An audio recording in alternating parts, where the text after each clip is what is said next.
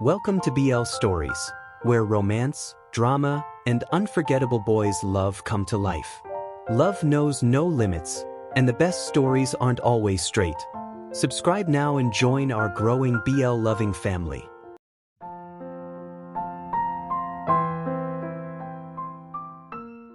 Julian's POV. Remember, you're not supposed to talk too much. Sometimes you get carried away and forget the situation, Adam says quietly, his knuckles white from gripping the steering wheel. He looks deeply uneasy, his entire posture tense. What? Why shouldn't I talk? I can totally sound like a girl. I've practiced, remember? Just trust me, I say lightly, trying to ease his nerves. Yeah? Sorry, he mutters as he turns into a long, manicured driveway. And you, I add, looking at him, you need to stop acting like you're hiding something. You look way too nervous. People are going to pick up on that instantly.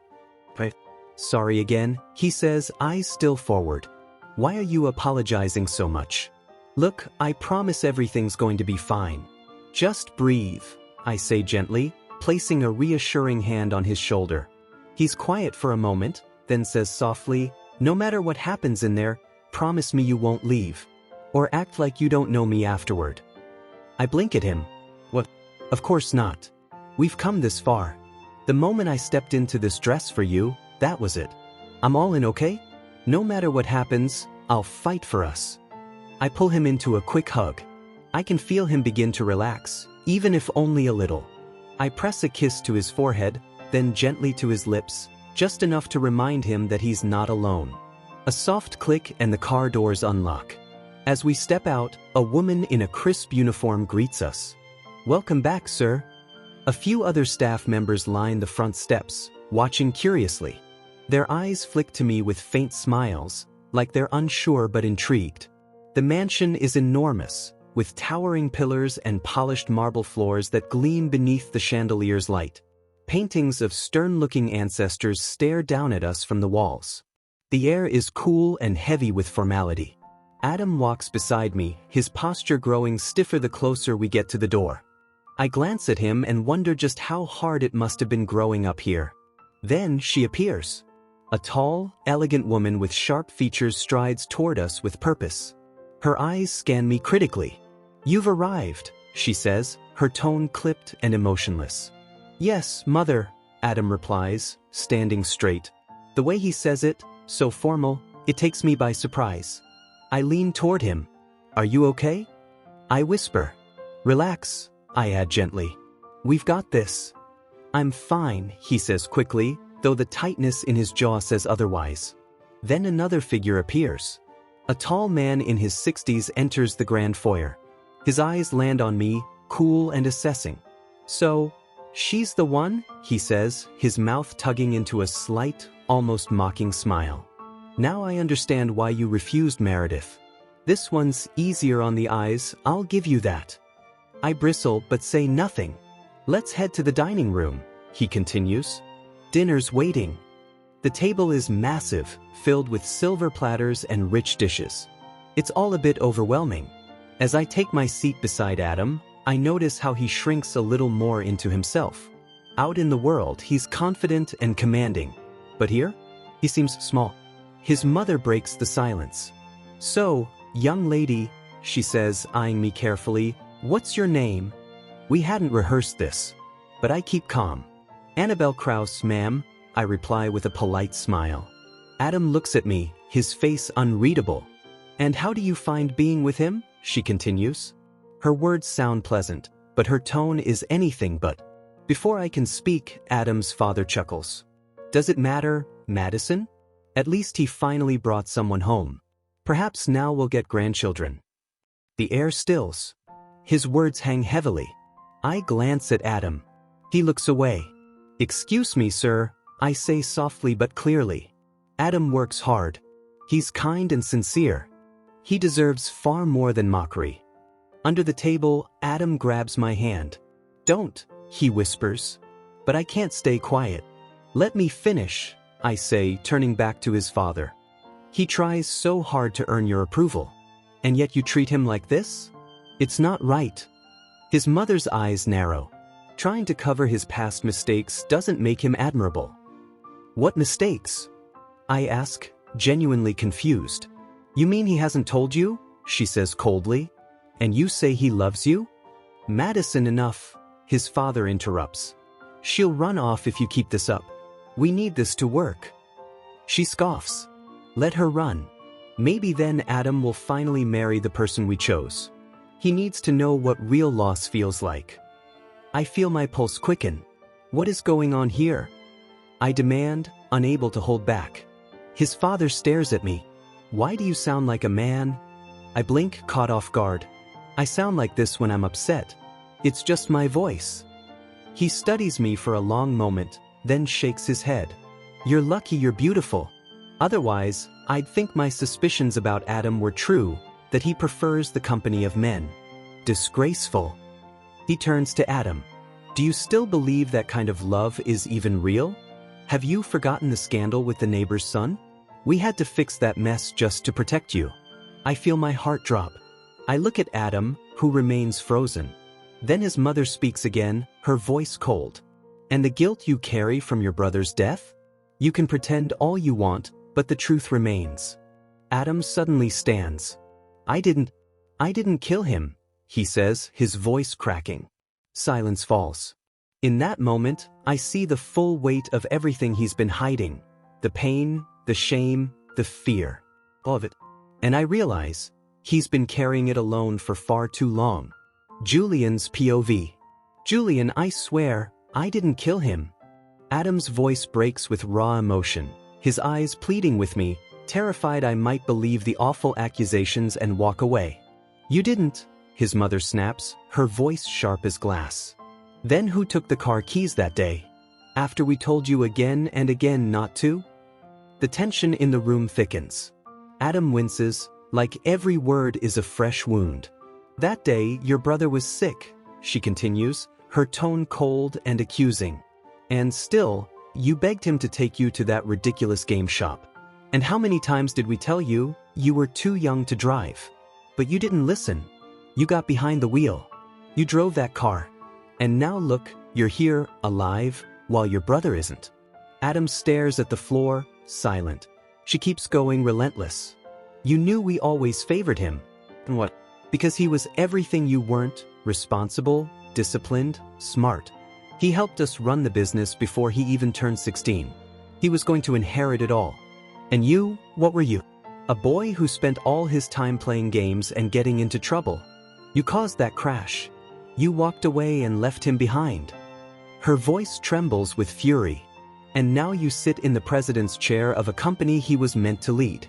Do you feel proud, Adam? Do you think taking his place means you've earned it?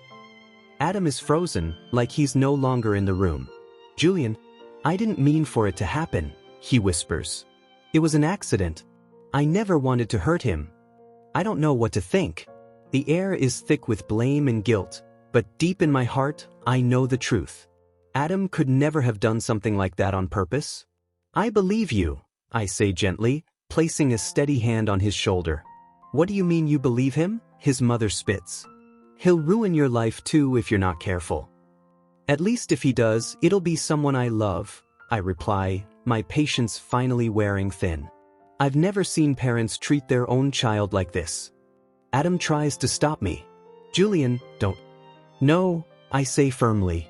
I shake his hand off and turn to face his parents, my voice calm but firm. Let me speak. They're silent. So, I continue. You say you care about him, but all I see is resentment. You blame him for things that were beyond his control, for a tragic accident, for mistakes he didn't mean to make. He spent his whole life trying to make you proud, and all he's gotten in return is blame and rejection. I glance at Adam. His shoulders tremble, but he doesn't stop me. Out there, I say, pointing toward the door, Adam is respected, admired. He's kind, hardworking, and incredibly loyal. But here, he's treated like he's nothing. And you have no idea how lucky you are to have him. They're stunned into silence. And yes, I add, slowly removing the wig from my head, you were right. I am a man. And you know what? He went through all of this, wore this illusion, just to prove to you that he could be accepted. He hid who he was, for you. Their jaws drop, the disbelief clear on their faces. Come on, love, I say softly to Adam. Let's go. But he doesn't move. What is it? I ask gently. They're still my parents, he whispers, barely audible. I sigh. I know. But they've made it clear, they don't care about you the way they should. His father suddenly stands, his voice cold. Go on then. You've made your choice.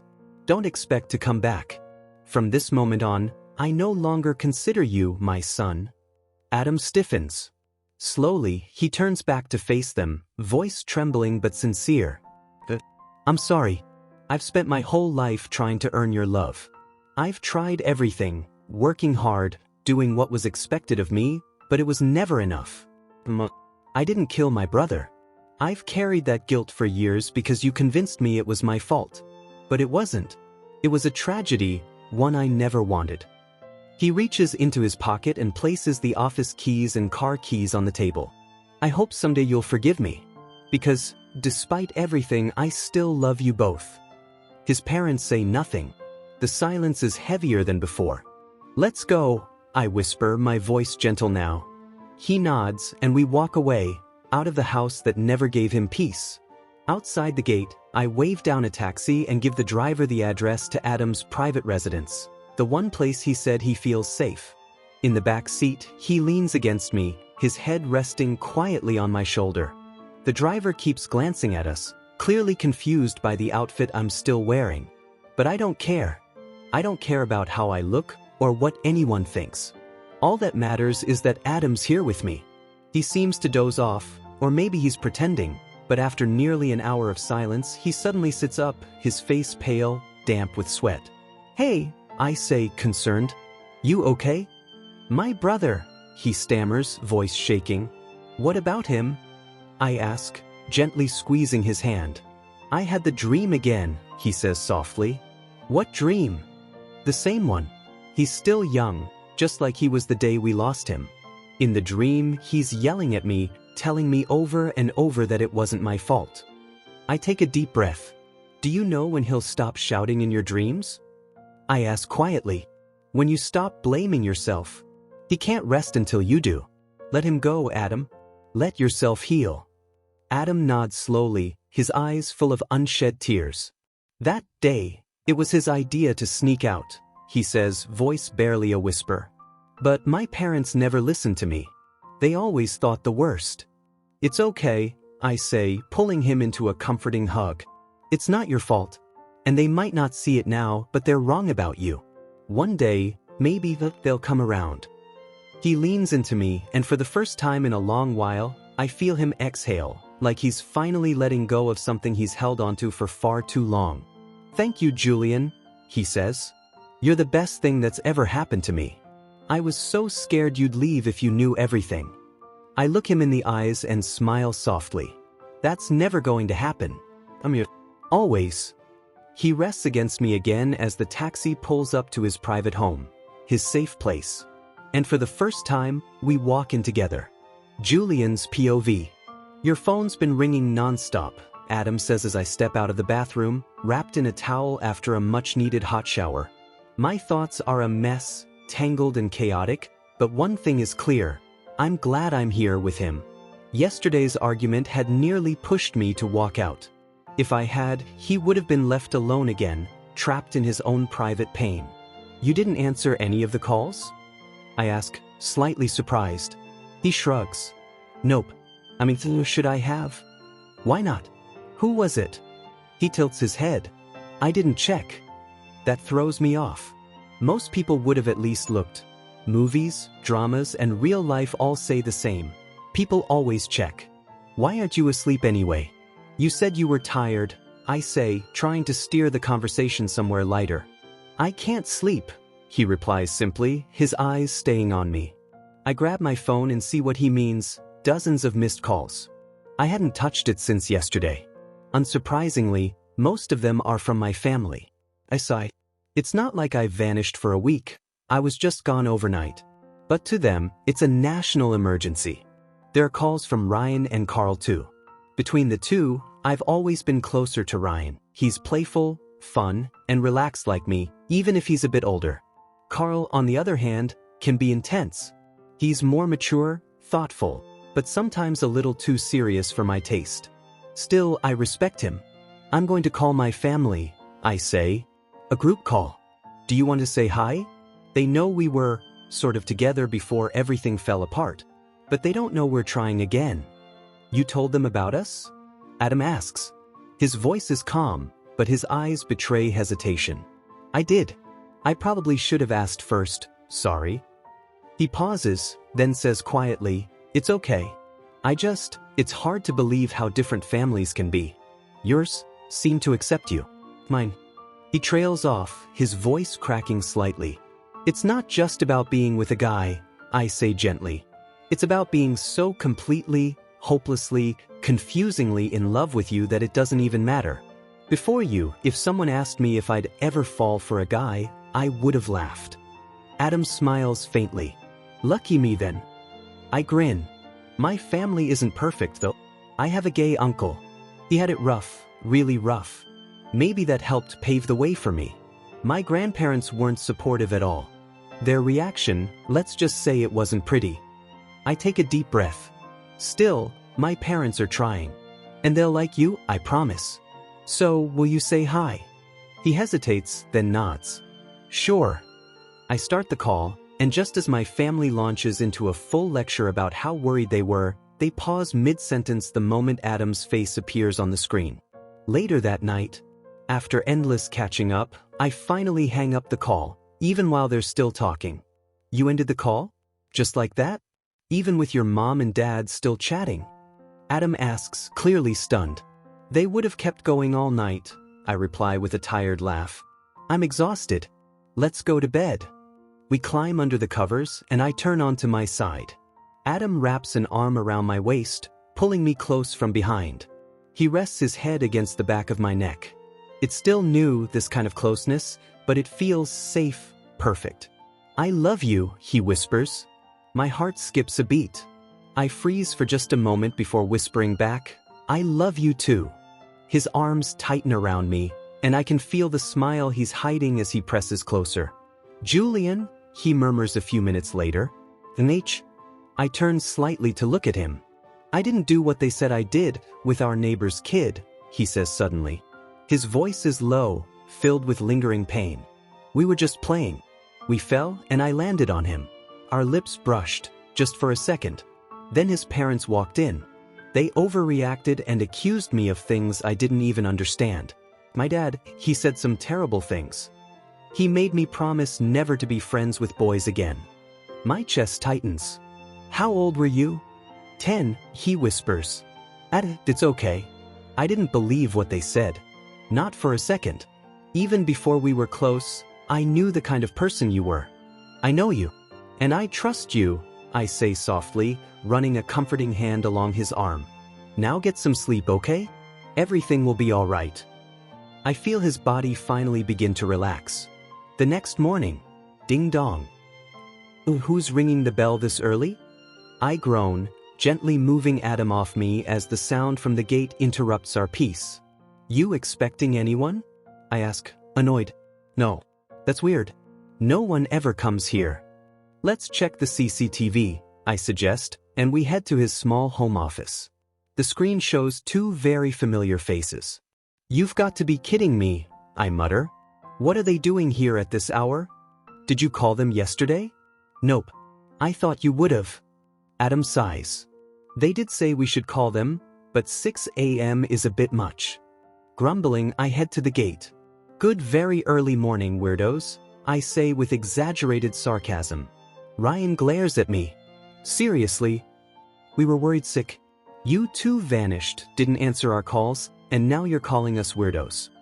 Sorry, Adam says, stepping in. Something did happen. That's why we went quiet.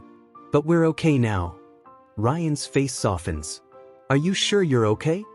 I nod. We're fine. But of course, that wasn't the end of it. We end up telling them everything. We spend the rest of the day hanging out, watching movies, eating snacks, talking about everything and nothing. It's the weekend, so they're off work.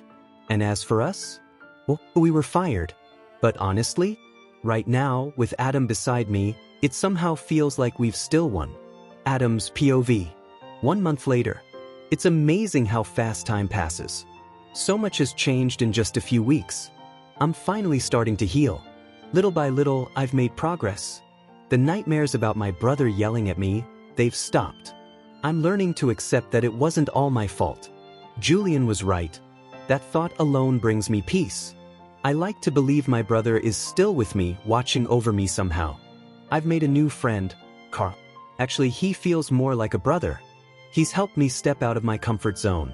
We've started going out on Fridays, and it's been a good distraction. Carl and I talk about everything. He shares his problems, and I do my best to offer advice. He even offered me a job as a director at his hotel. I told him I'd think about it. And then, there's Julian, my sweetheart. Oh, and his sister just got married last week. The wedding was beautiful. I was invited, of course. Julian was a little annoyed, though. He wanted to plan the wedding, but he's not part of the company anymore, so that didn't happen. But more importantly, Julian and I made a decision 3 weeks ago. We're getting married. We didn't want anything fancy or dramatic, so we started the process quietly. Our marriage certificate is being finalized at the clerk's office. It already feels like we're married in every way that matters. We told his family, and they've been incredibly supportive. As long as Julian's happiness is intact, they're happy too. Honestly, they've treated me with nothing but kindness. I'm grateful for that. Lately, I've actually felt happy. Even though the past still creeps up sometimes, the weight isn't as heavy as it used to be. Being with Julian has helped me see life from a new perspective, like I'm not trapped in old memories anymore. There's something else, though, and it's a little awkward to talk about, but here goes. Julian's been acting different lately. Not in a bad way, just a little more bold, curious. One time, completely out of the blue, he asked me, "Did you know that guys can, be together romantically?" I was so caught off guard. Of course I knew. But why was he asking that way? And ever since, he's been more forward when we're close. He pushes a little further each time, like he's searching for a deeper connection. I won't lie, sometimes it's hard to hold myself back. But I don't want to do anything just because he thinks he should, or because someone else, like his friend Ryan, put the idea in his head. I want it to come from him, from his heart, when he's truly ready. Part of me is scared too. What if things don't feel the way he expects? I've never been with anyone before. Maybe he should take the lead since he has more experience, though not with guys, of course. All these what-ifs swirl in my head, keeping me from crossing that line. But then, okay, I'm done dropping hints, I'm just going to say it. Julian's voice cuts through my thoughts as he walks in through the front door. He looks serious. Too serious. Did he go out without telling me? Maybe he didn't want to wake me. I've been napping in the afternoons a lot lately. Did you hear what I said? He asks when I don't respond right away. Sorry, what was that again? I try to play it off, stalling. Forget it. He tosses his backpack onto the couch and starts toward the stairs. I grab his hand gently. Hey, what's going on? He pulls away slightly. Don't tame me right now, you know I'm upset. Then, with fire in his voice, he adds, "Let me ask you something, Adam. And be honest. Am I unattractive to you?" What? I blink, stunned. Where is this coming from? He continues, cutting me off. Don't interrupt me. Just let me talk. We live together.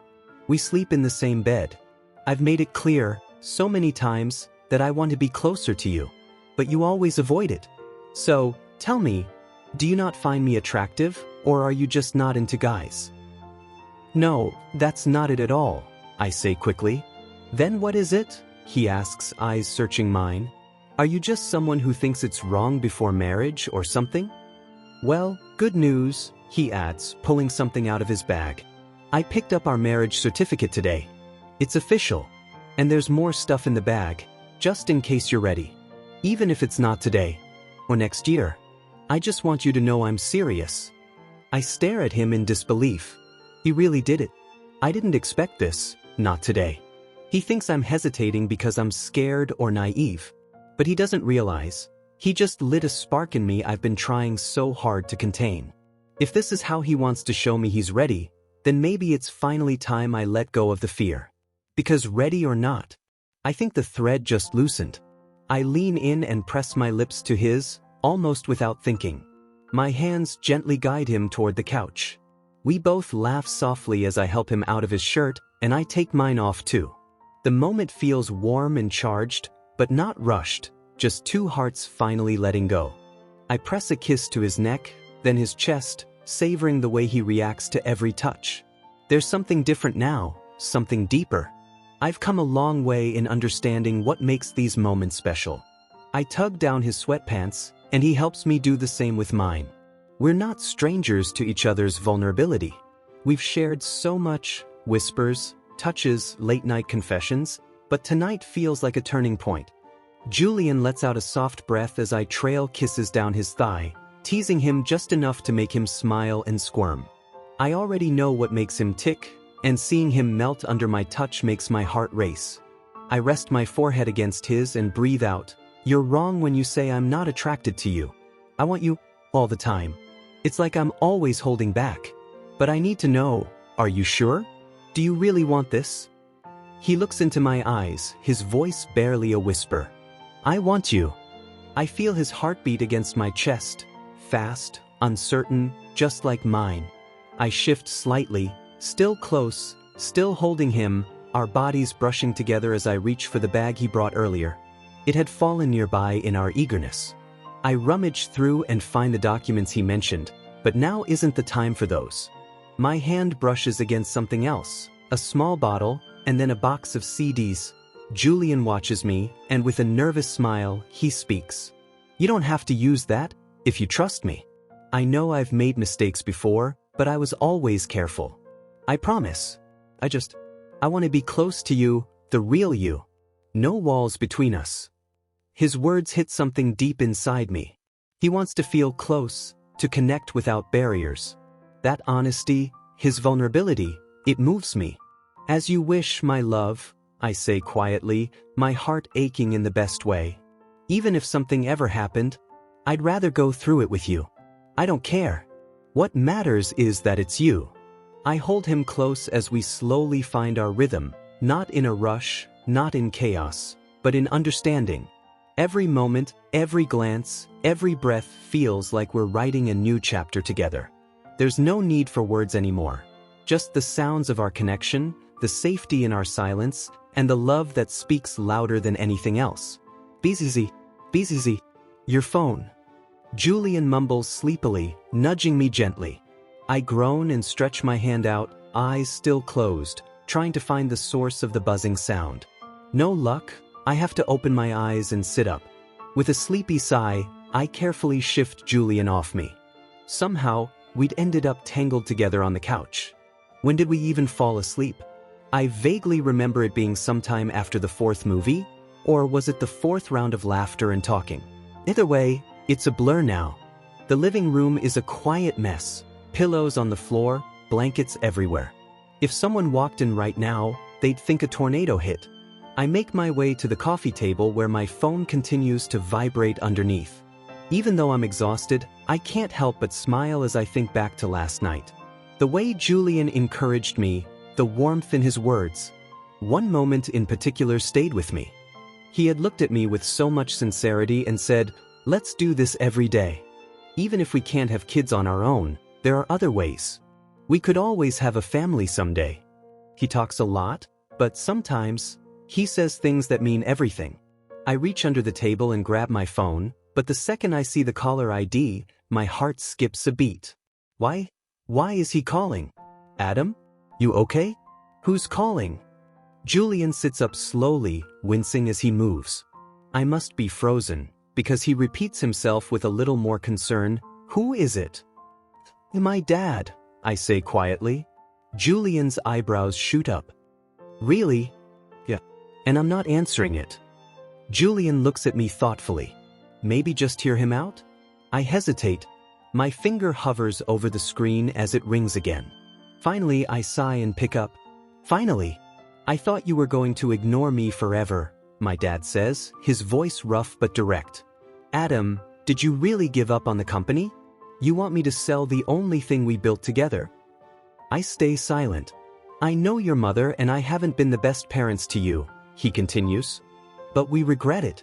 I've decided not to sell. Not after everything you did to make it thrive. You're the reason the company stands out. But the truth is, it's falling apart without you.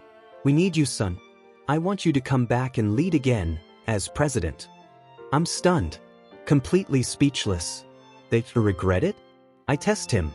You do remember I'm gay, right? And that I'm with someone I love. There's a pause. Then calmly he replies, I know. And I've seen how much he loves you. So, it's fine, Adam. Do what's right for you. I break. Tears fall before I even realize they've started. After everything, this is all I ever wanted. Just to be accepted. Just to be seen. Julian watches me silently, his eyes reflecting all the emotion I'm feeling. But then a shadow of doubt creeps in, my mom's harsh words echo in my mind again. The guilt trips. The shouting. The ultimatums. And suddenly, I'm unsure. I told you they'd come around, Julian says softly at first, then more upbeat. My head snaps toward him. So, you're happy now? Because they called? Because you got your job back? His smile fades. What? No. That's not what this is about. You know they want me back to pull me back into that world, to tie me down again. Julian raises his voice, not in anger, but in passion. Adam, listen to me. I don't care about the job. I'll survive with or without it. But you've always wanted your parents to see you, to accept you. And now they're finally trying. That's why I'm happy. Because I saw how much that hurt you before. And I swear to you, no one will ever take advantage of you again. Not while I'm around. He softens again. I'm not telling you what to do. But maybe, just give them a chance. If they mess up again, then that's it. But at least you'll know. I let out a shaky breath. I'm sorry I snapped. It's okay, he says, opening his arms. I walk into them without hesitation. You're everything to me, Adam. Suddenly, Julian gasps. Wait, are they still on the line?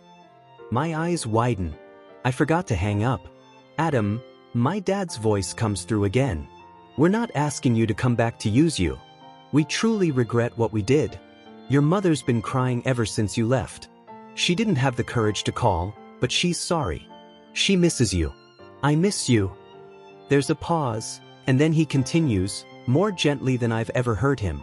I never hated you, son. I just didn't understand. I thought if you didn't marry a woman, our family would end. I thought I was doing what was right. I was wrong. I'm sorry. I love you. Please, come home. Then the line goes silent.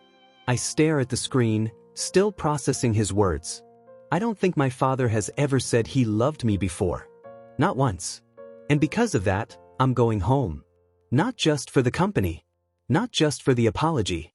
But to finally hear him say it, to my face. With Julian, my husband, by my side.